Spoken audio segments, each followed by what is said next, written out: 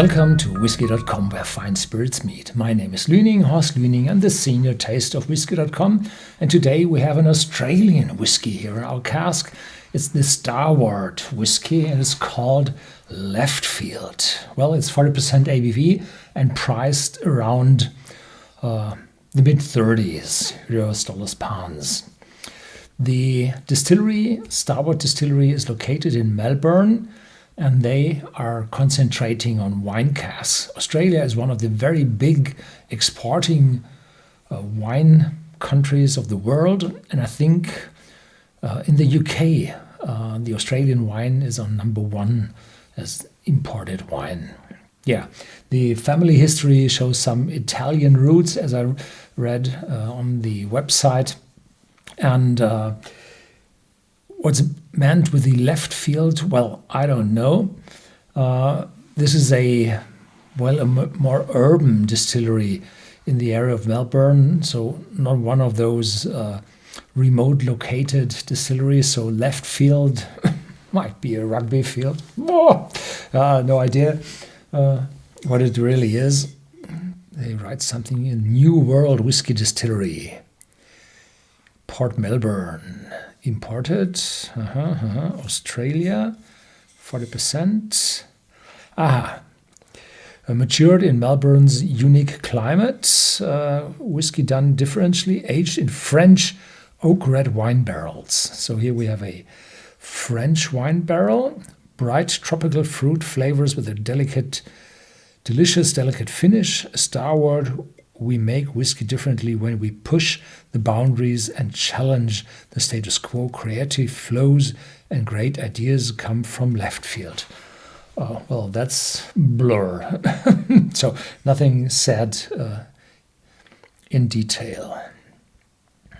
Yeah. Do not mix with anything. The bold read up. Yeah. Very good. How to open this?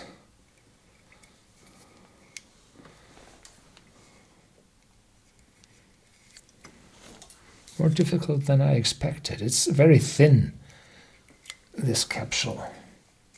Yeah, lost.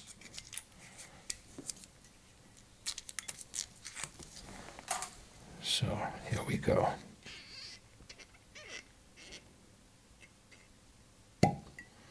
So this is plastic, and this remembers me of wines from New Zealand, which are typically bottled with screw caps because the quality of corks they receive from Europe hadn't been very good in the past. I talked to a lady in the marketing of the wine branch, and they told me about that they started with the corks and it didn't work out. So they switched over to alternative bottling closures, and here we have a plastic cork. I think that's the right way, because as a small starting business, you can't rely on questionable supplies. Yeah, this is what the cork suppliers have to deal with. Once you messed up a country, you won't get full support of the business from there. Yeah. So I have no problem with the plastic cork. No, not at all.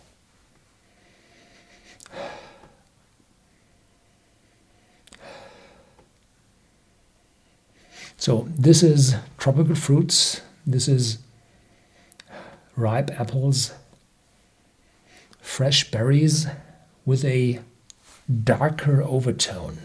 This is a contrast to these apple tropical fruit. Note that there is a coverage of a darkening setting all around it. There's no sharpness in it, no alcoholic influence, so the cask is strong. Yeah, cheers.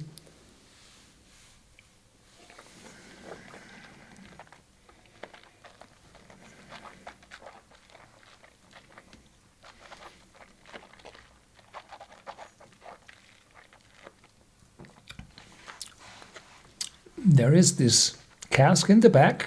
Yeah, spiciness, a very light cappuccino note, not much. Full, prickling. The French oak is tasteable.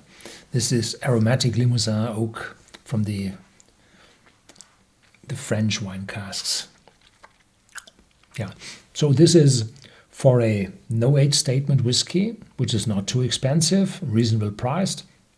This is a straightforward wine cask matured whiskey, just as it should be. It's in the range of what I expected. The specialty of this one might be that it is not finished, but completely matured in that casks. So from that, we might have this coverage of the darker appearance from the cask, because if you have French wine casks, you typically have a finishing period of 6 months. Then you just get the winey, the grapes, the fresh fruits from that, with vanilla and caramel. But here you get more. So this one is at least 3 years old. No idea how old it is. The Starward distillery is not that old, but it really shows the depth of a cask, of a French wine cask. Yeah.